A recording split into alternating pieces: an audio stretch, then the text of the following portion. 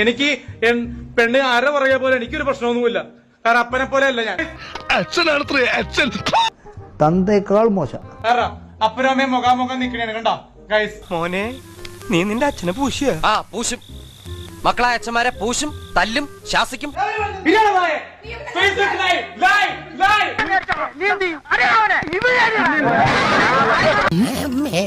ഞാൻ നിന്റെ ആരാന്നറിയോ? അത് മറക്കരുത്. പുള്ളി വിഷമത്തിലാണ് ഗൈസ്. വിഷമത്തിൽ എപ്പോഴെങ്കിലും പൊട്ടിത്തെറിക്കും ഗൈസ്. വയലന്റാണ്. ആളൊരു പരാജയമാണെങ്കിലും നിന്റെ അച്ഛനൊരു പാവാട്ടോ. പാവം അമ്മനോർത്തിട്ട് ഞാൻ പിടിച്ചിരിക്കാം. ഇതുവരെ കാണിച്ചിട്ടില്ല സ്വന്തം അമ്മ. എന്റെ വാഴയും വെച്ചാ മതി.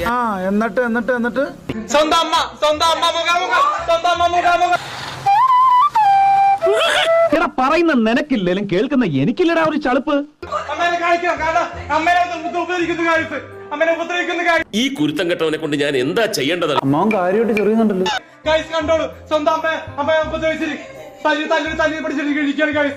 ഇവൻ ആള് മൊണ്ണയാണെങ്കിലും തന്തക്ക് പറക്കാത്തവനാ. അവൻ കാണിച്ചു വിട്ടണേ.